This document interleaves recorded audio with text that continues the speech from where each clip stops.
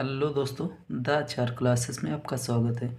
तो यह बायोलॉजी की सबसे अंतिम क्लास होने वाली है। तो इस क्लास में हम लोग देखने वाले हैं सबसे महत्वपूर्ण प्रश्न। तो इसमें हम लोग देखेंगे 2023 में पूछे गए सभी प्रश्न। और आपको बता दें, अगर आप ये वीडियो पूरी देखते हैं और सिर्फ आप केवल इतना ही पढ़ लेते हैं तो आप बहुत अच्छा नंबर स्कोर कर लेंगे।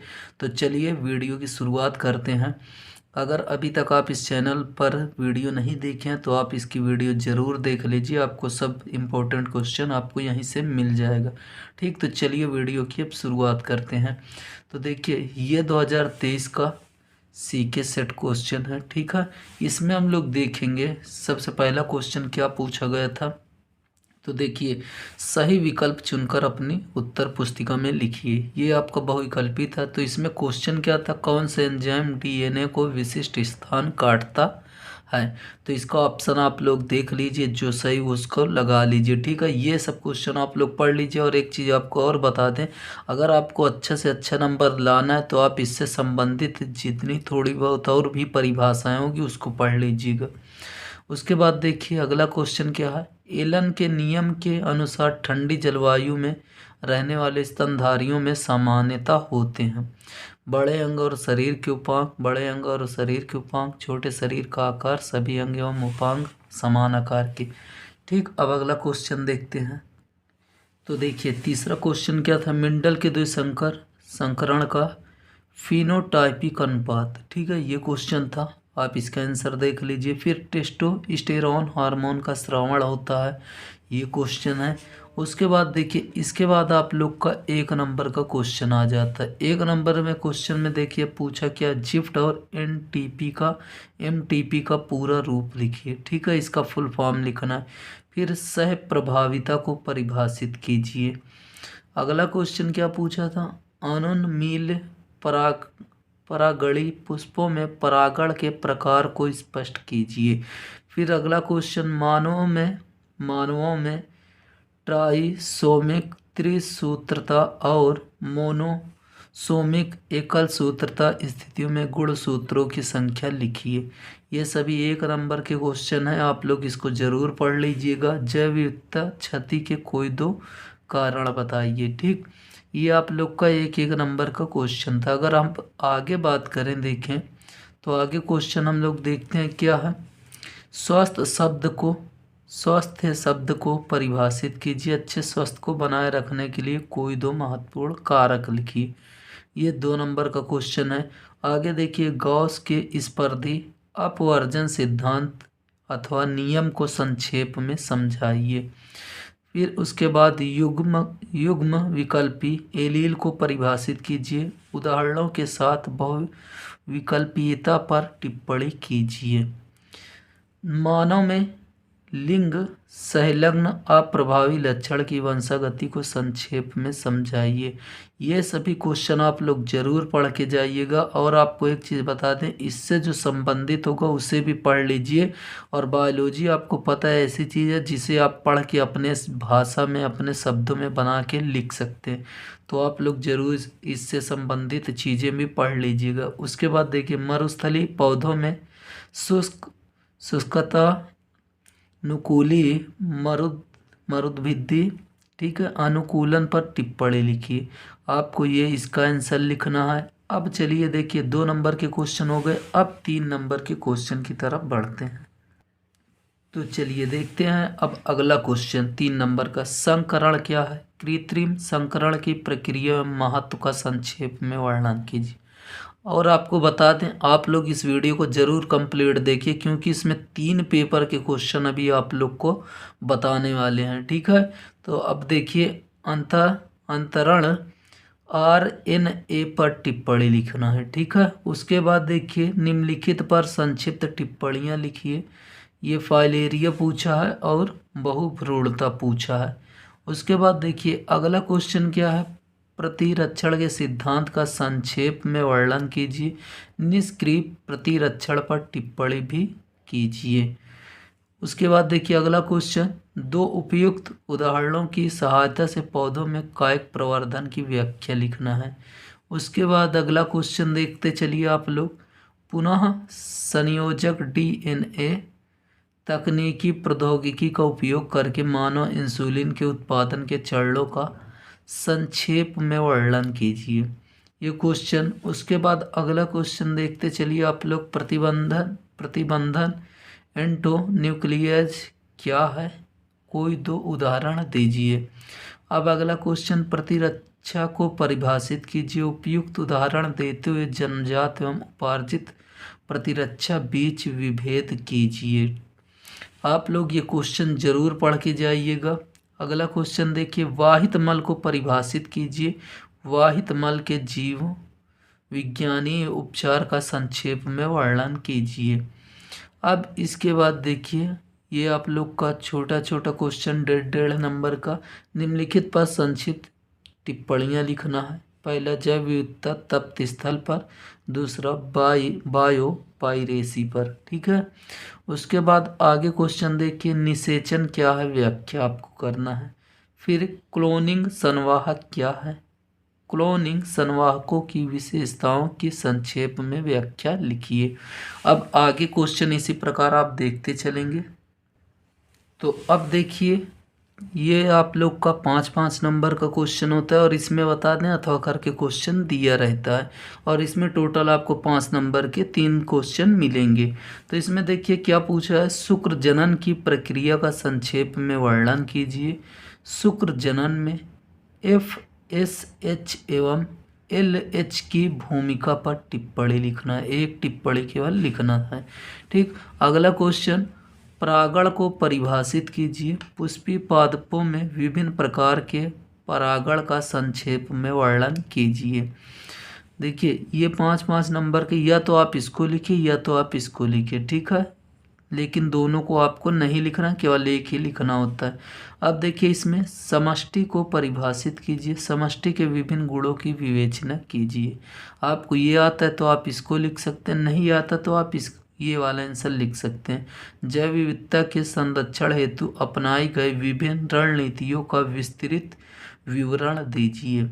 ठीक है, ये क्वेश्चन आप देख सकते हैं। अब इसका अगर हम बात करें, देखिए 2 क्वेश्चन और बचे। अनुलेखन क्या है, प्राक केंद्रकी में अनुलेखन की क्रियाविधि प्रक्रम का संक्षेप में वर्णन करना है। देखिए आप लोग का जो ये अनुलेखन पूछा ये 1 नंबर का, बाकी ये जो इतना क्वेश्चन है ये आपका 4 नंबर का है। अब देखिए लास्ट क्वेश्चन अथवा करके दिया, मानव अनुवांशिकी में वंशावली विश्लेषण की भूमिका की व्याख्या कीजिए। वंशावली विश्लेषण में प्रयुक्त प्रतीकों पर एक टिप्पणी कीजिए। आप लोग ये इतना ज़रूर पढ़ लीजिएगा। अब आप लोग को दिखाते हैं दूसरा पेपर। ठीक है, ये आप लोग का 2023 का पहला पेपर और दूसरा पेपर का क्वेश्चन देखिए। तो अभी तक आपने क्वेश्चन देखा था 2023 का 348 सी के सेट का। अब आप लोग अगला सेट का क्वेश्चन देखने वाले हैं। तो ये सेट अगर आप देखें तो 348 CL है। ठीक है, तो आप लोग को ये क्वेश्चन भी देखना है और इसके बाद एक पेपर अभी आपको और दिखाएंगे। उतना क्वेश्चन आप लोग पढ़ लीजिए, आप लोग बहुत अच्छा नंबर स्कोर कर लेंगे। ठीक है, तो चलिए देखिए अगला क्वेश्चन क्या है इसमें का। निम्नलिखित में से कौन सी वायु परागण की विशेषता नहीं है, तो आप लोग ये ऑप्शन देख लीजिएगा। उसके बाद दात्र कोश का अरतकता ग्लूटामिक अम्ल के निम्नलिखित में से किस एमिनो अम्ल के प्रतिस्थापन से होता है। ऑप्शन आप लोग ये देख लीजिए। अब चलिए अगला क्वेश्चन देखते हैं। देखिए क्वेश्चन नंबर का पूछा है भैया, प्रत्येक प्रतिरक्षी अणु में कितने पेप्टाइड बंद होते हैं। ठीक, ये देख लीजिए। फिर अगला क्वेश्चन देखिए, बायोरिएक्टर में वृद्धि के लिए कायम रखने वाली अनुकूलतम परिस्थितियों में निम्नलिखित में से कौन सा नहीं है। देखिए ये आप लोग का 4 बहुविकल्पी था। उसके बाद आप लोग देखेंगे 1-1 नंबर वाले क्वेश्चन। 1 नंबर में क्वेश्चन क्या पूछा है, ऑक्जैलिस और कोमेलाइना कौन से 2 प्रकार के पुष्पों का उत्पादन करते हैं, उनका नाम लिखना है। ठीक है। दूसरा, फ्रेडरिक ग्रिफिथ ने किस जीवाणु का अपने शोध में किया था, उस जीवाणु द्वारा जनित रोग का नाम लिखना है। ठीक है, तो देखिए ये फ्रेडरिक ग्रिफिथ थे। इन्होंने किस जीवाणु का प्रयोग अपने शोध में किया था उसका नाम लिखना है। ठीक। उसके बाद स्त्री जनन तंत्र में अंडोत्सर्ग के पश्चात अंडाशय से उत्सर्जित अंडाणु के संग्रह में उत्तरदायी भाग का नाम बताना है आपको। केवल केवल आप एक शब्द में इसका आंसर देते चले जाएं। उसके बाद देखिए मेंडल का वंशागति सिद्धांत किन कारणों से 1900 तक अज्ञात रहा, किन्हीं दो को लिखिए, आपको कारण इसमें बताना है। फिर नत्रजन स्थिरीकरण के लिए उत्तरदायी किन्हीं दो साइनोबैक्टीरिया के नाम लिखना है। अब देखिए अगला क्वेश्चन अगर आप देखें तो ये देख सकते हैं। आगे क्वेश्चन देखिए, मटर के लंबे पौधों के जीनोटाइप निर्धारण में किस प्रकार का संकरण किया जाता है, व्याख्या कीजिए। तो आप लोग ये क्वेश्चन देख लीजिए। फिर सह विलुप्तता की व्याख्या कीजिए। 2 नंबर का क्वेश्चन, प्रतिरक्षी अणु की संरचना का केवल चित्र बनाइए। अभी आपको हमने बताया था कि आप उससे संबंधित क्वेश्चन पढ़ लीजिए। तो देखिए प्रतिरक्षी से इससे पहले वाले में भी क्वेश्चन पूछा गया और इसमें भी एक क्वेश्चन ये आपको देखने को मिल गया। इसी प्रकार ये समझ लीजिए क्वेश्चन जो एक पेपर में होता है लगभग उसी से मिलता जुलता अगले पेपर में भी मिल जाता है आपको क्वेश्चन। अब देखिए लैक प्रचलेख ओपेरॉन में जेड एवं वाई जीन किस एंजाइम का कूट लेखन करते हैं, उसके कार्यों का उल्लेख भी कीजिए। अब देखिए अगला क्वेश्चन क्या है, जैविक कार्बनिक खेती पर टिप्पणी कीजिए। ठीक है, तो ये क्वेश्चन हो गए। अब देखते हैं इसके आगे का क्वेश्चन। देखिए ये लघु उत्तरीय प्रश्न 3 नंबर के शुरू हो गए। तो इसमें देखिए क्या पहला क्वेश्चन, आभासी फल एवं वास्तविक फल में क्या अंतर है, सेब किस प्रकार की कोटि का फल है और क्यों है, यह आपका 3 नंबर का है। फिर देखिए मेंडल ने अपने प्रयोगों में मटर के पौधों का चयन क्यों किया, मेंडल से संबंधित उसमें भी क्वेश्चन था। फिर विलोडित हाउस रिएक्टर की व्याख्या कीजिए। फिर संभार तंत्र वृद्धि की व्याख्या समीकरण सहित लिखना है, इसमें समीकरण भी होगा। अब देखिए क्वेश्चन अगर आप देखें फिर 3 नंबर में 5वां से पहला क्या पूछा, अंड जनन के व्यवस्थात्मक चार्ट का आरेखीय निरूपण कीजिए। अगला क्वेश्चन, सक्रिय प्रतिरक्षा एवं टीकाकरण पर संक्षिप्त टिप्पणियाँ लिखिए। फिर अगला क्वेश्चन, किन्हीं 3 संवाहक रहित विधियों का उल्लेख कीजिए जिनका पुनर्योगज डीएनए को सक्षम परपोषी कोशिका में प्रवेश कराने के लिए उपयोग किया जाता है। आगे क्वेश्चन देखिए, फिर प्रकाश जंतु और पौधों के वितरण को किस प्रकार प्रभावित करता है, उदाहरणों सहित व्याख्या कीजिए। देखिए ये अब 6वां क्वेश्चन से स्टार्ट हो रहा है। तो देखिए क्वेश्चन क्या है, वर्णांध पिता की समान पुत्री का विवाह समान पुरुष से होने पर वर्णांधता की वाहक की संभावना उसके पुत्र में क्या होगी, वंशावली चार्ट सहित व्याख्या कीजिए। आगे क्वेश्चन, जानवरों मवेशी और सुअरों को मारकर उनके अग्नाशय से प्राप्त इंसुलिन के किन्हीं 3 कमियों का उल्लेख कीजिए। फिर अगला क्वेश्चन, सस्थाने इन सीटू एवं बाह्य स्थाने एक्स सीटू संरक्षण पर टिप्पणी आपको लिखनी थी। फिर स्पर्धा एवं परजीविता का उदाहरण सहित व्याख्या करना है। ठीक है, तो अब देखिए विस्तृत में ये 5 नंबर के क्वेश्चन होंगे जिसमें से आपको टोटल 6 क्वेश्चन रहेंगे, 3 क्वेश्चन करना होगा अथवा करके दिए रहेंगे। तो इसमें देखिए निम्नलिखित में से किन्हीं 2 में भेद कीजिए। ठीक है, विभेद कीजिए। ये आपका बीज पत्राधार एवं बीज पत्रोपरिक, फिर परिभ्रूण पोष एवं फल भित्ति, अध्यावरण एवं बीज चूल, आपको इसमें से किन्हीं 2 के बारे में लिखना है। फिर अथवा अगर आप ये 2 लिखना चाहते हैं लिख सकते हैं, नहीं तो आप इसको लिख दीजिए, इसमें से कोई ना लिखिए। प्रसव को परिभाषित कीजिए, इस प्रक्रिया के दौरान शामिल होने वाले विभिन्न हार्मोनों का एक विवरण दीजिए। ठीक है, आप इसमें से 2 लिखें या तो इसमें। अब इसमें भी केवल 2 क्वेश्चन बचे होंगे, देख लेते हैं। तो देख सकते हैं आप ये 2 क्वेश्चन दिए हैं, निम्नलिखित क्रोमोसोमीय असामान्य विनाश से उत्पन्न विकारों का वर्णन करना है, आपको ये क्वेश्चन दिया है। उसके बाद आप लोग ये क्वेश्चन देख सकते हैं। ठीक है, तो आप लोग का टोटल इतना पेपर रहता है।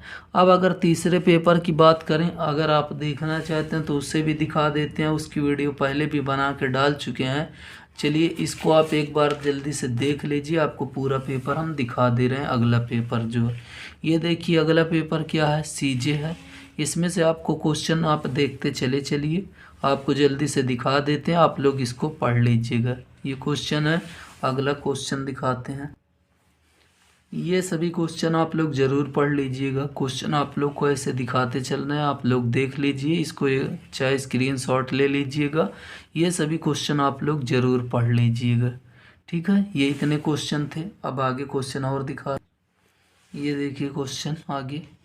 क्वेश्चन अगर आप बायोलॉजी में क्लास किए होंगे तो आप बहुत अच्छे से सभी क्वेश्चन कर सकते हैं, और आपको ये पेपर देखने से एक आपके अंदर आइडिया आ जाएगा कि पेपर कैसा आता है और क्या लिखना है, ठीक है। अब इसमें कुछ ही क्वेश्चन बचे हैं, ये 2 क्वेश्चन और बचे हुए हैं, आप इसको भी अच्छे से देख लीजिए। 5-5 नंबर के क्वेश्चन हैं, ये देख लीजिए। पेपर आप लोग का यहीं से समाप्त हो जाता है। और आपको बता दें, आप ये सभी क्वेश्चन पढ़ के जाएंगे तो आपको बहुत अच्छा नंबर मिलेगा, ठीक है।